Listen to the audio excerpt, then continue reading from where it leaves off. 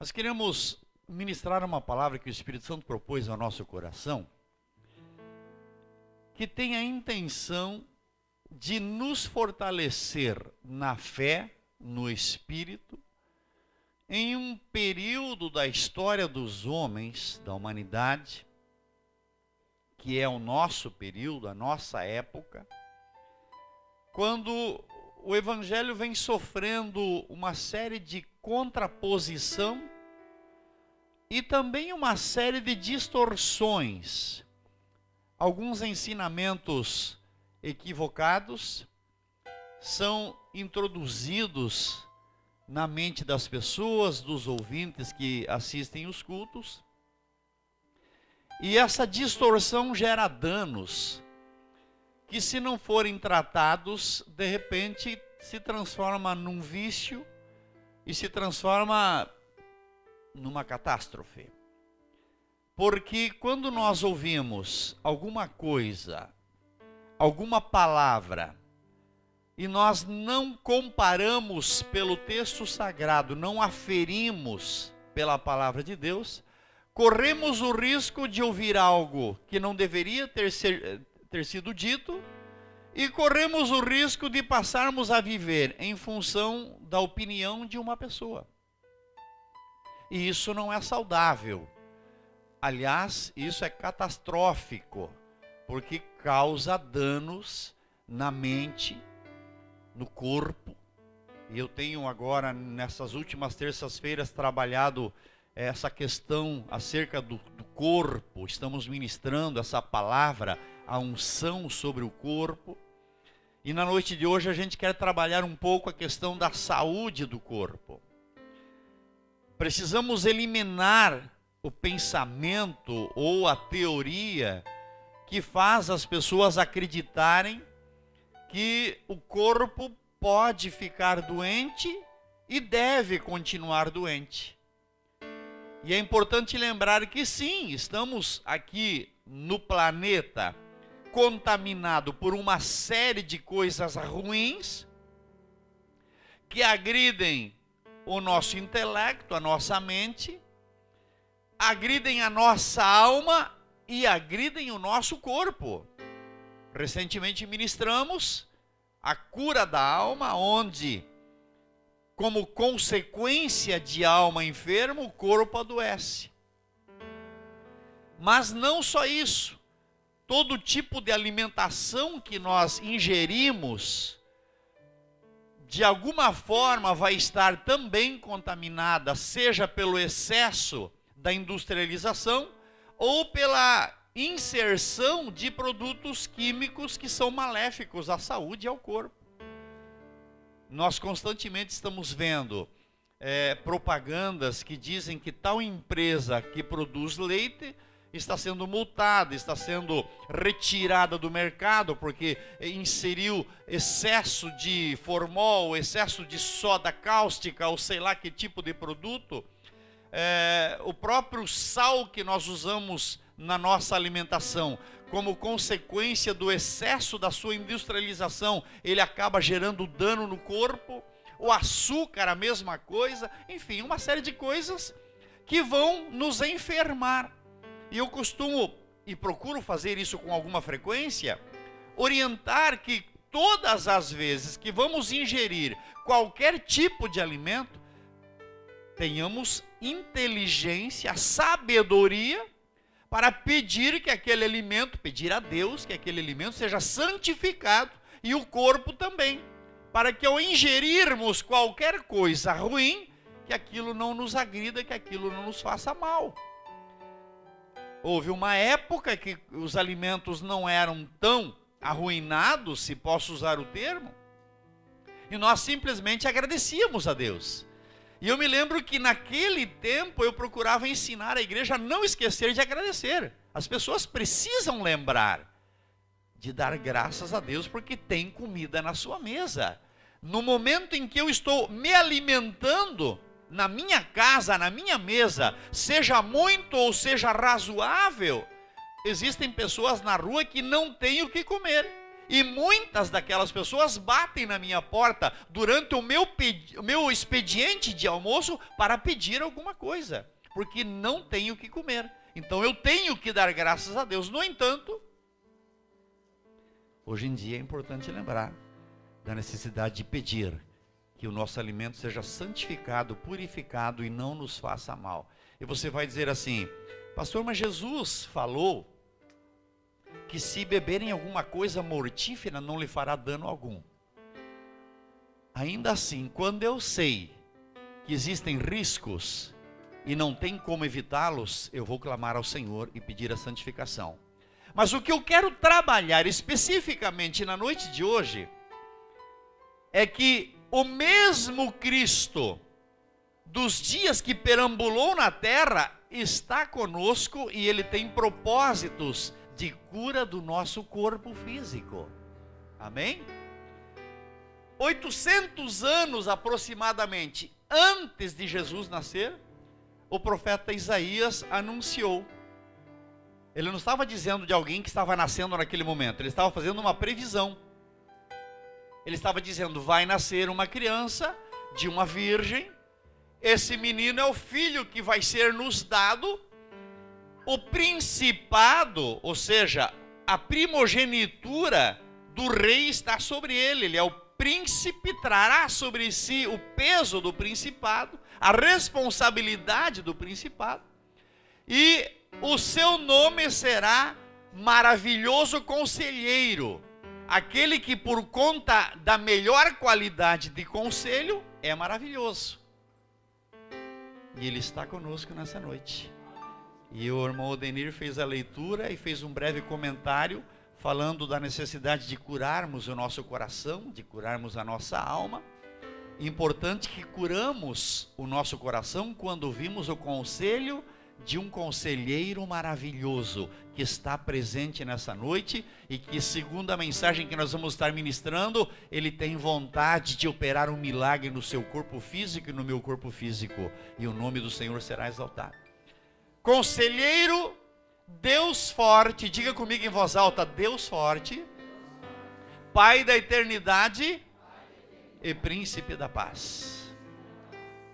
Esse mesmo profeta Isaías, que no capítulo 6 fez o prenúncio da chegada do Messias, no capítulo 53, você vai abrir comigo, ainda no profeta Isaías, nos versículos de número 4 e 5, ainda anunciando o que faria esse Messias, esse Salvador, qual seria a sua ação em relação à humanidade. Versículo 4 e versículo 5 disse assim: verdadeiramente ele tomou sobre si as nossas enfermidades e as nossas dores levou sobre si, e nós o reputamos por aflito, ferido de Deus e oprimido. Mas ele foi ferido por nossas transgressões e moído pelas nossas iniquidades. O castigo que nos traz a paz estava sobre ele, e pelas suas pisaduras fomos, diga em voz alta, pelas suas pisaduras fomos sarados. Você pode exaltar o nome do Senhor Jesus? Enquanto eu estou ministrando, eu quero que você vá tomando posse desse milagre na sua vida, da cura no seu corpo físico, em o nome de Jesus. O profeta Isaías anunciou: ele vem, ele vai nascer de uma virgem, seu nome será Emanuel, porque ele vai salvar os homens dos seus pecados, e no 53, ele vai tomar as nossas dores, as nossas enfermidades, e pelas suas pisaduras seremos sarados. Quando o Messias veio, 800 anos aproximadamente, passado a mensagem profética de Isaías, o evangelista João, no capítulo 10 e versículo 17 e 18, registrou o que o próprio Cristo agora está dizendo.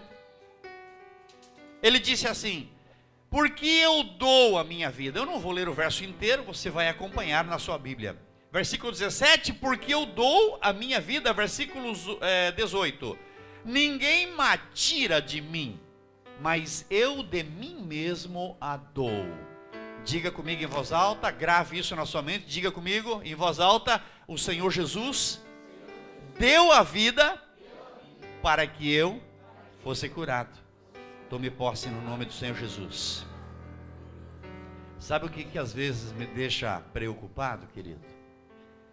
Eu fazia uma visita ontem à noite, uma campanha em uma casa, e eu dizia para aqueles irmãos que são crentes novos: muitas vezes eu prego na igreja, durante muito tempo, uma palavra que propõe que o Senhor Jesus é Salvador e continua mesmo curando o nosso corpo. E as pessoas me ouvem, eu repito, e elas me ouvem repetir, e eu me torno redundante em repetição de proposta de milagre, mas num determinado momento uma pessoa diz o contrário, que Jesus não cura, e a pessoa toma posse daquela mensagem, em detrimento de tudo que vem aprendendo durante a sua vida. Então que o Senhor nessa noite possa abrir o nosso entendimento e nos fazer compreender. Ele é o mesmo desde a antiguidade. O profeta Isaías disse assim: desde a antiguidade não se viu, com os olhos não se percebeu, com os ouvidos não se ouviu, um Deus além de ti, que trabalha por aquele que nele espera. Exalte o nome do Senhor. O apóstolo Pedro, na primeira carta, no capítulo 2 e o versículo de número 24,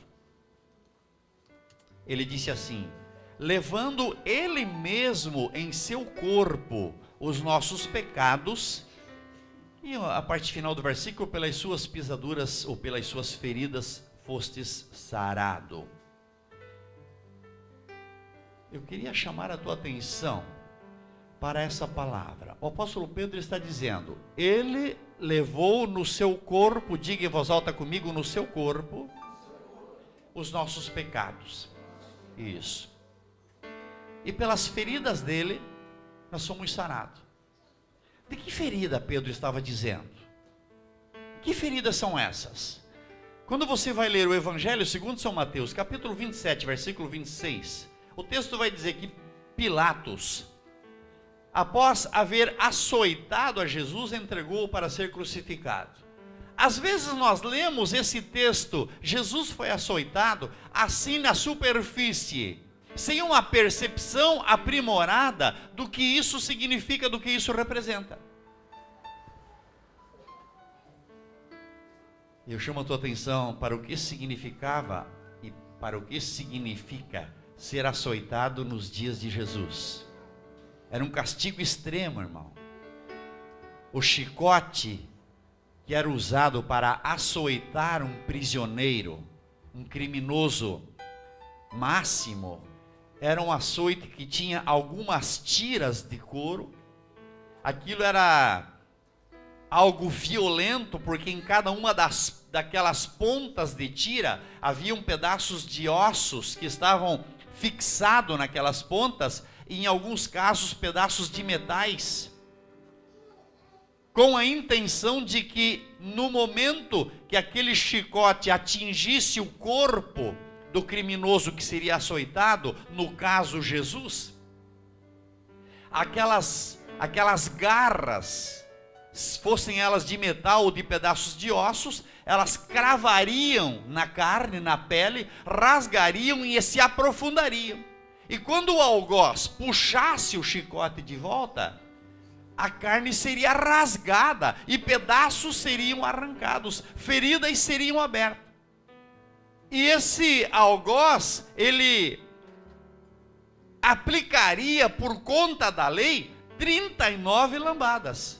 A lei dizia que tinha que ser 40 chicotadas, eram contadas, 1, 2, até atingir o número de 39, porque se eventualmente houvesse um erro e o algoz aplicasse uma chicotada a mais, ele seria castigado, porque a lei determinava que seria apenas 40, então eles aplicavam 39. Chama a tua atenção aqui. Jesus disse no texto que nós fizemos a leitura: a minha vida eu dou. para que vocês sejam curados. Pedro disse assim, ele levou, o texto está escrito no madeiro, ele mesmo levou em seu corpo os nossos pecados. Como é que os nossos pecados, como é que as nossas doenças proferidas por Isaías, como é que as nossas dores foram aplicadas, foram inseridas no corpo do Senhor Jesus? E eu quero criar aqui uma imaginação.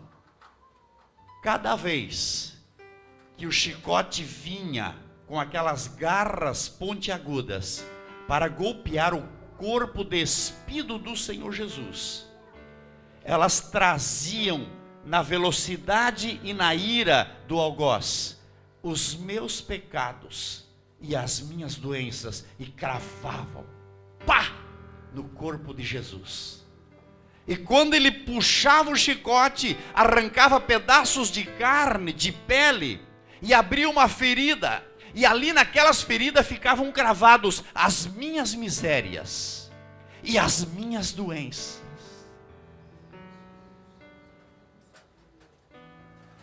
Você pode exaltar o nome do Senhor Jesus. E lá vinha o algoz e levantava e agarrava de novo um montão de pecados e cravava naquele corpo. E rasgava outra vez outro montão de doença e cravava naquele corpo. E vinha outra vez outro monte de enfermidade e cravava outra vez. Para que eu e você nunca viéssemos a dizer, ele não cura mais.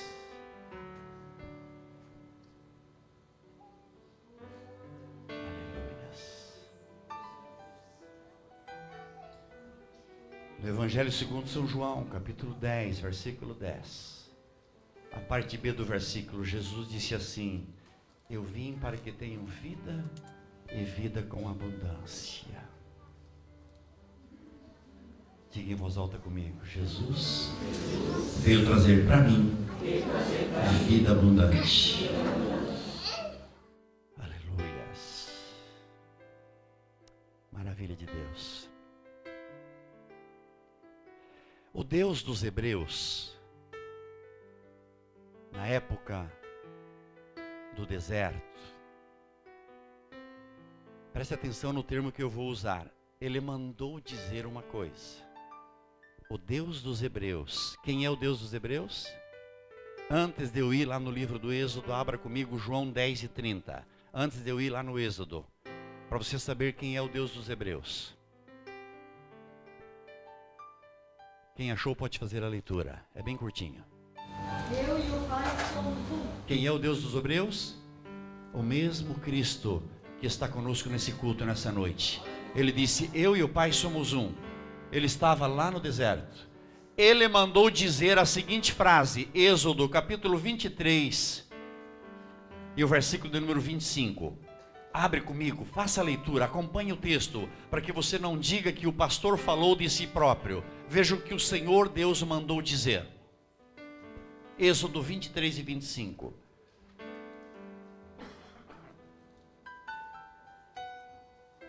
Quem achou pode fazer a leitura, por favor. E servireis. Quem achou?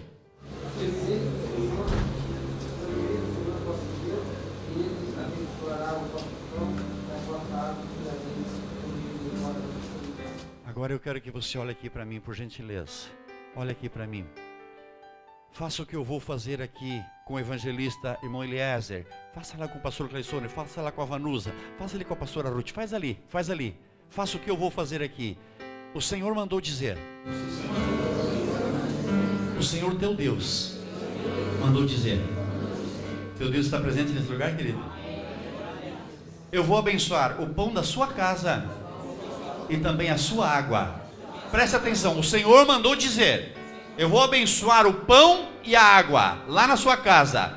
E eu vou tirar da sua casa toda a enfermidade. Você pode exaltar o nome do Senhor Jesus? Está escrito ou não está escrito? Eu quero que você tome posse nessa noite e não deixa ninguém mentir para você. Não deixa ninguém enganar você não. Não tem evangelho moderno, tem evangelho da palavra de Deus. Ele mandou dizer: eu estou abençoando o teu pão e a tua água, e eu estou arrancando a enfermidade do meio da tua situação. Aleluias.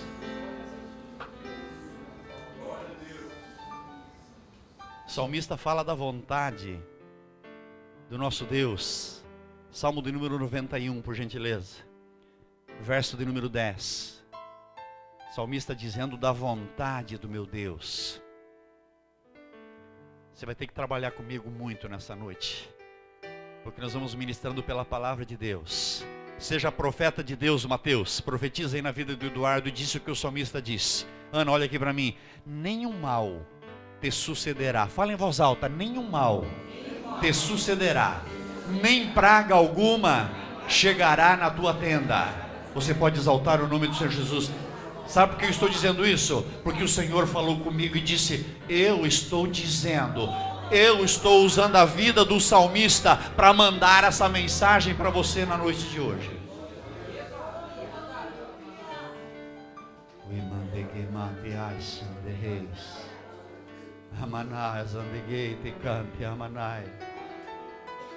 E se nós pecarmos? Porque quando pecamos, e não há quem não peque, e se nós pecarmos, então a praga vai chegar na nossa tenda. Então o nosso pecado vai nos dominar, porque pecamos. É isso? Põe lá no monitor para mim, Suelen. Salmo 103. Põe lá no monitor, por gentileza. Salmo de número 103. Vai tomando posse. Vai tomando posse no nome do Senhor Jesus. Verso de número 3, por favor. Profetiza de novo para esse irmão aí do seu lado. Diga assim: é Ele que perdoa todas as tuas iniquidades e sara todas as tuas enfermidades. Tome posse e exalte o nome do Senhor Jesus ainda. Amém, Júnior? Amém, irmão Nilton? Eu sou um ser humano e eu peco, mas quando o chicote vinha sobre ele, o meu pecado era perdoado. Quando o chicote arrancava um pedaço da carne dele, o meu pecado era cravado e eu ficava perdoado. E agora quando eu peco, eu já tenho perdão, já é na minha vida. E ele mandou dizer: e eu ainda curo as tuas enfermidades.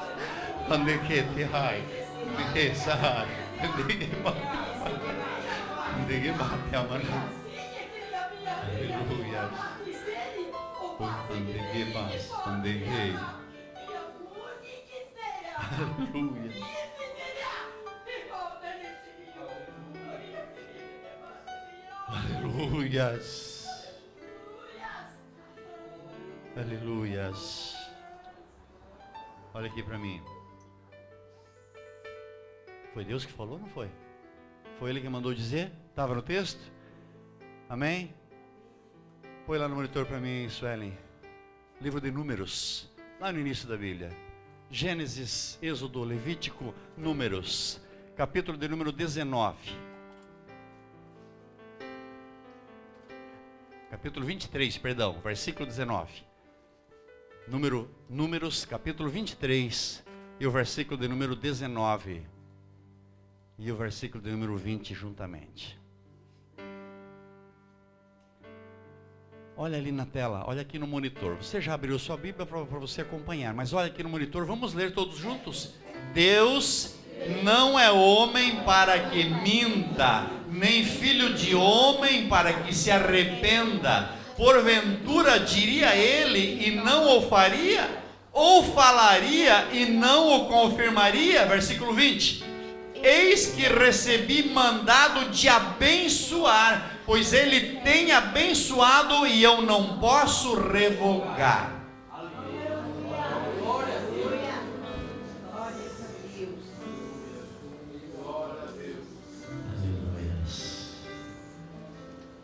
Quando alguém profetizar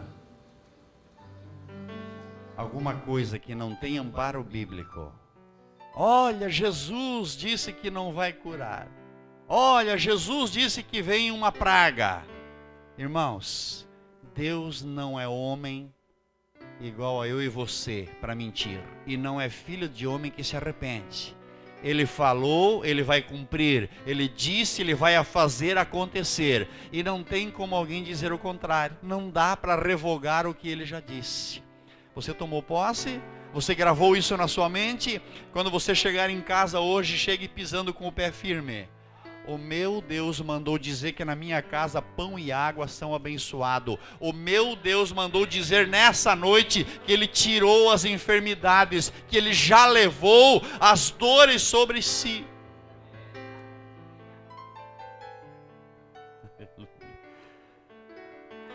Pastor Cristiano, leia para mim Tito, capítulo 1, versículo 2. Tito,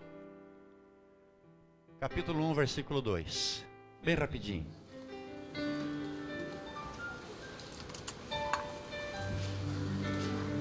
Faça a leitura, por favor.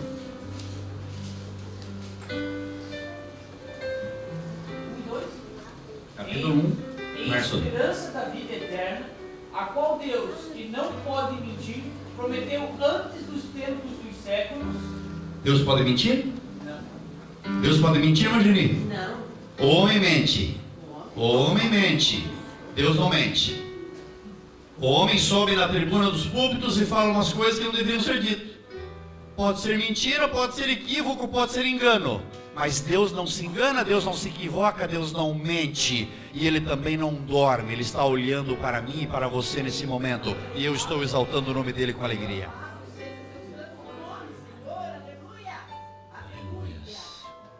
Mas a gente ouve de repente que os milagres de Jesus, os milagres que Deus pode fazer, não são para esse tempo. Foi só para os dias da igreja primitiva. E o evangelho que hoje se prega é apenas para a salvação. Eu ouço muito esse tipo de mensagem. Algumas denominações pregam muito que os milagres não são para esse século. Era só para os dias da igreja primitiva e para os dias de Jesus.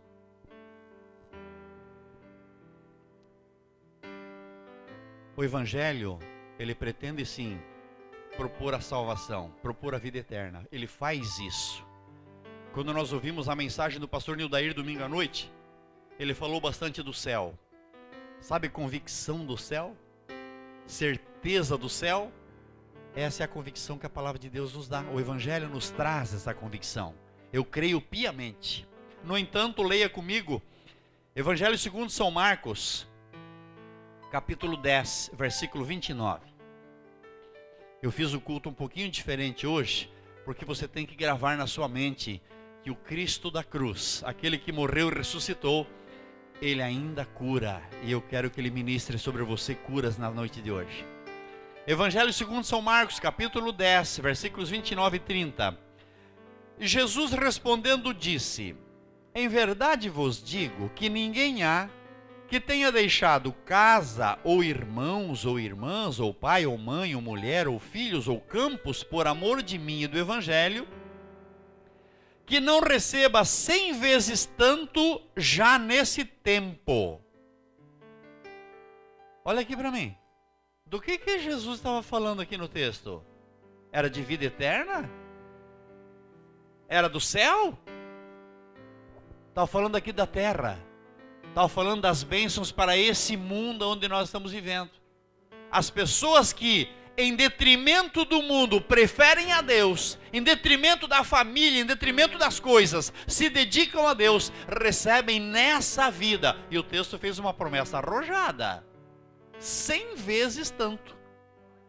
E no porvir, diga comigo, e no porvir, a vida eterna. Sabe bênção sobre bênção aqui na terra? Sabe cura sobre cura aqui na terra? Sabe vitória sobre vitória aqui na terra? E depois, para fechar com chave de ouro a vida eterna, é disso que Jesus estava falando.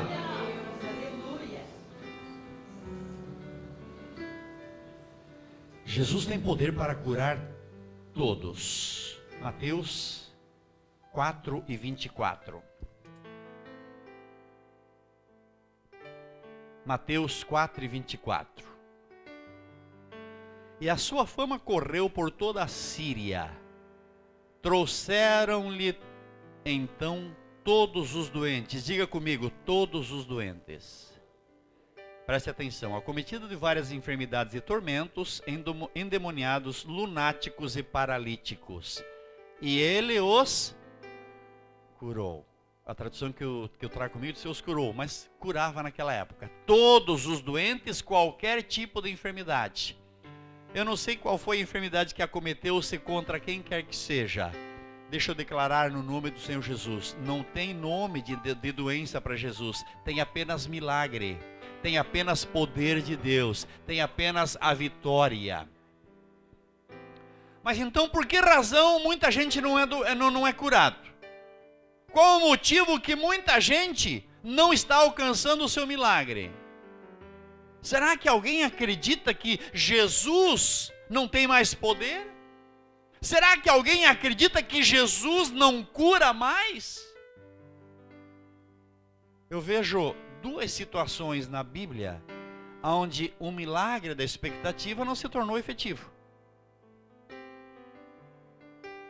E no primeiro caso eu não chamaria de milagre da expectativa. Porque quando Deus mandou o profeta Isaías dizer ao rei Ezequias: prepara a tua casa, põe em ordem a tua casa, porque certamente morrerás. Era a única vez onde eu encontro no texto bíblico que Deus estava dizendo que alguém ia morrer. O único momento.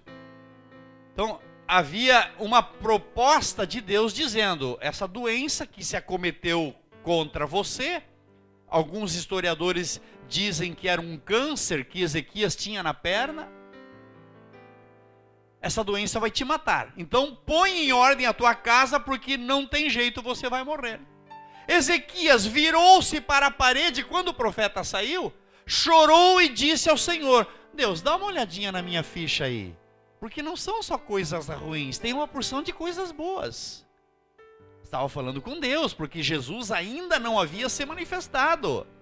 Ainda não haviam acontecido os cravos da cruz e os açoites. Então estava falando com Deus diretamente. Deus, dá uma olhada na minha ficha, tem umas coisas boas. E chorou abundantemente. O profeta já tinha ido embora, ele estava lá no pátio do palácio. Deus falou com ele: volta lá, preste atenção. Deus tinha dito, Deus disse: vai morrer. Mas Deus não mandou dizer nessa noite. Ele está dizendo que Ele vai curar, que vai tirar a enfermidade da nossa casa. Mas para Ezequias Deus disse: vai morrer. O profeta estava lá no pátio indo embora, e Deus disse para ele: volta lá, diz para Ezequias que eu vi as lágrimas dele, e eu decidi, estou acrescentando a idade dele em mais 15 anos. Sabe do que Deus se arrepende? Ele não mente, mas Ele se arrepende do mal que Ele pretende fazer. Às vezes Deus fica tão irado com o ser humano, por causa da sua justiça, por causa da sua santidade, em contraposição à injustiça e ao pecado do homem, que Deus decide: eu vou matar, eu vou destruir. Mas quando o homem se humilha e se arrepende, Deus manda o profeta de volta e diz que eu vi as lágrimas e eu estou acrescentando a idade dele, estou curando a enfermidade dele. Essa era uma das situações, esse era um dos casos. Mas você vai encontrar o apóstolo Paulo aqui no Novo Testamento, dizendo que orou porque ele tinha um espinho na carne, e ele disse era um enviado do Satanás. Orou 3 vezes e o Senhor falou com ele e disse: não ora mais, porque eu não vou tirar isso de você, porque o meu poder se aperfeiçoa na fraqueza. Agora preste atenção aqui, não está escrito, o senhor que é um estudioso, o Nilton, o Denir, já encontrou em algum lugar um texto que diga que era uma doença? Espinho na carne era uma doença? Está escrito em algum lugar? Não está escrito em lugar nenhum que era uma doença. Ninguém sabe do que se trata, a eternidade vai nos revelar. Então não estamos falando de uma doença que Paulo pediu a cura. Não dá para usar como argumento que Deus disse que não vai curar. Não é possível. O que Deus disse é: vou abençoar o pão, a água e tiro da tua casa toda a enfermidade. O mal não te sucede, a praga não vai para baixo do teu telhado. Era isso que Deus estava dizendo. E é Ele que perdoa todas as tuas iniquidades. Diga comigo, e sara todas as tuas enfermidades.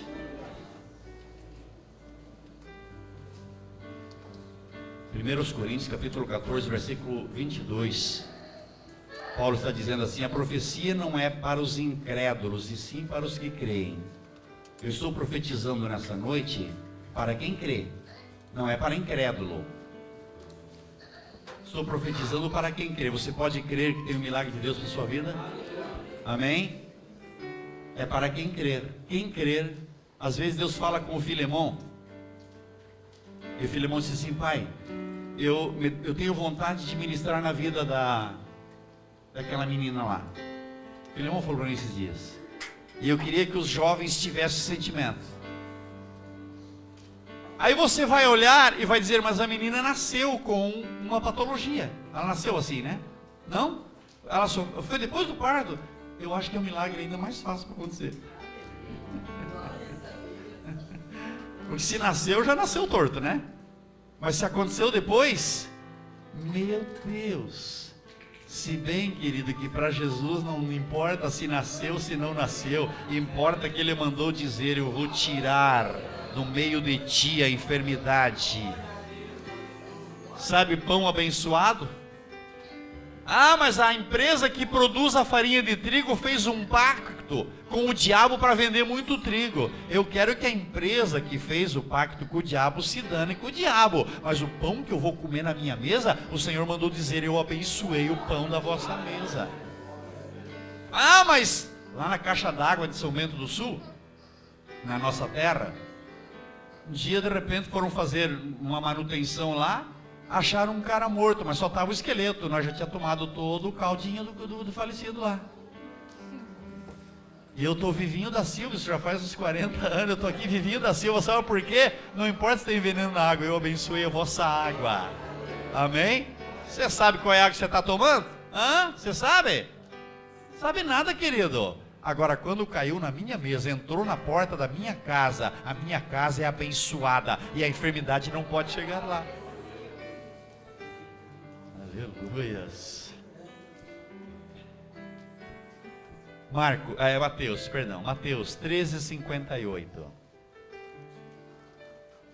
Jesus chega num determinado lugar, ele era o mesmo, poderoso para fazer milagres. Mas quando ele chega nesse lugar aqui, Mateus 13:58, leia o texto. Ele não fez ali muitas maravilhas por causa da incredulidade deles. Por causa do quê? Da incredulidade. Sabe quando o profeta está profetizando aqui e dizendo: Jesus mandou dizer que tira a enfermidade? E você, aleluia, glória a Deus, tomara que o irmão Nilton fique curado. Você crê só para o irmão Nilton, você não crê para você, você não crê na sua casa. Jesus chega num lugar, algumas poucas pessoas foram curadas, porque a maioria era incrédula, não aceitava, não cria. Eu creio uma força de Deus nessa noite, num milagre extraordinário nesse lugar aqui. Eu quero que você tome posse e diga: é para minha vida, não é para mais ninguém. Eu estou de posse de vitória no nome do Senhor Jesus. Marcos capítulo 6, versículo 3 e versículo 5. Jesus está fazendo milagres e as pessoas começam a argumentar e a dizer: não é este o carpinteiro, o filho de Maria, irmão de Tiago e de José e de Judas e de Simão? E não está aqui conosco suas irmãs? E escandalizavam-se dele. Versículo 5: e não podia fazer ali obras maravilhosas, somente curou alguns poucos enfermos, impondo-lhe as mãos. Olha aqui para mim. Eu vou trabalhar aqui na oração, e eu chamo aqui o evangelista irmão Nilton, e digo: irmão Nilton, vai lá e coloque a mão na região onde o senhor imagina que estivesse o pâncreas do pastor Cleistônio. Vai lá e ministra uma cura nele. O pastor ordenou, abre-se assim: crede nos profetas e prosperareis. 2 Crônicas 20:20. Aí o evangelista chega e diz: olha, o pastor disse que é para mim impor as mãos nessa região. O pastor falou: que é para o senhor vir aqui? O senhor não é o professor que dá aula na faculdade? Que anda de pé para cima e para baixo? E não criam. Não podia fazer obras maravilhosas, porque estavam olhando para o ser humano. Quem que faz o milagre? É o pastor ou é Jesus? E se eu disser para esse menino aqui, o Wallace vai lá e ministra um milagre de cura na vida daquela irmãzinha que está doente, que está passando mal lá. O Wallace é uma criança pequena, ele vai lá e vai obedecer. O pastor mandou curar. O pastor mandou curar, ele vai curar, é pronto. A pessoa vai olhar: mas o que esse moleque pensa? Vai lá, faça a mão, rapaz. E não recebe a cura porque não crê na palavra de Deus. Quantos perdem a bênção de Deus porque não creem no profeta, porque não creem no enviado? Mas o enviado do Senhor está nessa noite, está na sua vida, está na sua vida, está na nossa vida, e aquilo que o Espírito de Deus determinou, nós tomamos posse em nome de Jesus. Você pode exaltar ao Senhor com alegria? Mas ainda assim algumas pessoas não são curadas. O apóstolo Paulo vai dizer na segunda carta aos Tessalonicenses, capítulo 3, versículo 2: porque a fé não é de todos. Diga comigo: a fé não é de todos. Agora olhe para mim. Se a fé não te ajuda, não é porque Jesus mandou dizer que você não vai ser curado. Nunca coloque essa desculpa: Jesus mandou dizer que eu não vou ser curado. Não, você não é curado, você não alcança uma vitória, porque a fé não é de todos, e sem fé é impossível agradar a Deus. Às vezes a gente sofre, e sofre muito, e continua sofrendo, e a nossa fé está sempre vacilando. Mas o Senhor está fortalecendo fé nessa noite. O Senhor está fortalecendo fé nesse lugar, porque a proposta dele é proposta de milagre na nossa vida. Mas presuma, querido, amado, presuma que o pastor Oceano chegou aqui depois de uma série de mensagens pregadas, dizendo que Jesus cura. De repente o pastor Oceano chega aqui e diz assim: ô irmã Geni, sonhei essa noite, no meu sonho veio um anjo de Deus. A senhora crê em anjo? Eu creio em anjo. A Bíblia diz assim que os anjos são ministros de Deus a serviço dos santos. Eu creio em anjo, creio. Aí eu vou dizer: irmã Geni, eu já preguei uma montoeira de mensagens dizendo que Jesus cura, mas essa noite veio um anjo de Deus e disse: olha, Jesus mandou dizer que não cura mais. O que eu faço agora? O pastor, conhecido como um homem de Deus, sonhou em um sonho, veio um anjo, o anjo disse que não vai mais curar. Põe no monitor para mim Gálatas 1:8. Leia também, procure na sua Bíblia, Gálatas, Epístola do apóstolo Paulo aos Gálatas, capítulo de número 1, versículo de número 8.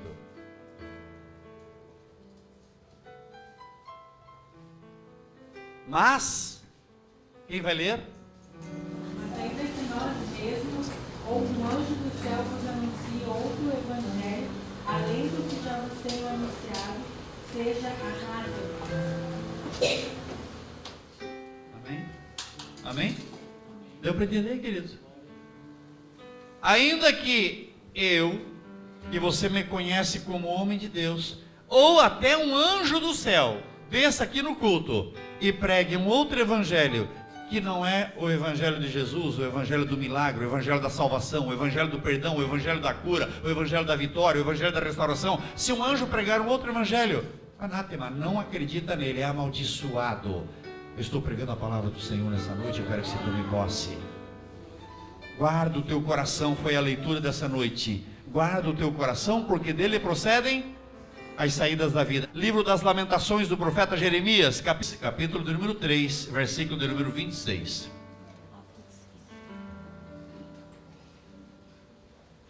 Quem achou pode fazer a leitura? Bom é ter esperança e aguardar em silêncio a salvação do Senhor. Bom é não sair acreditando em tudo que você diz por aí.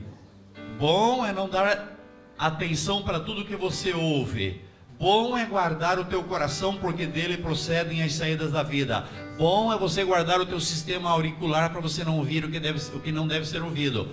Bom é ter esperança e colocar no Facebook que você está doente. Bom é ter esperança, mas sair anunciando aos quatro ventos que você está com câncer. Isso é bom? Bom é ter esperança, mas aguardar, hein? A salvação vem de onde? A salvação vem do Senhor. Eu não sei se eu deveria estar lendo todas as mensagens que posto no Facebook, mas eu abro porque eu tenho que conferir o que está acontecendo com a igreja, então eu abro o Facebook. Abre o Facebook e tem irmãos, e infelizmente às vezes da nossa igreja, colocando no Facebook: ai, estou morrendo, ai, estou doente, ai, estou com câncer, ai, pelo amor de Deus. Bom é ficar de boca fechada, crendo que o Senhor mandou dizer que Ele vai abençoar o meu pão, a minha água e tirar a minha enfermidade. Amém? Você pode exaltar o nome do Senhor Jesus? Coloque coisas boas no Facebook. Quer colocar? Coloque versículos bíblicos. Coloca esse versículo bíblico aí. De tudo que se deve guardar, guarda o teu coração, porque dele procede as saídas da vida. Coloque um outro versículo. Ei, o versículo que o sábio disse, o sábio Salomão: o poder da morte e da vida está bem aqui, ó. Está bem aqui na pontinha da língua. E aquele que usa vai comer do seu fruto. O poder da morte e da vida. Não sai contando para ninguém coisa nenhuma. Apenas diga: o Senhor mandou uma mensagem para mim hoje, e a mensagem era boa. A mensagem era: Ele perdoa todas as tuas iniquidades e sara todas as tuas enfermidades. Cante ao Senhor.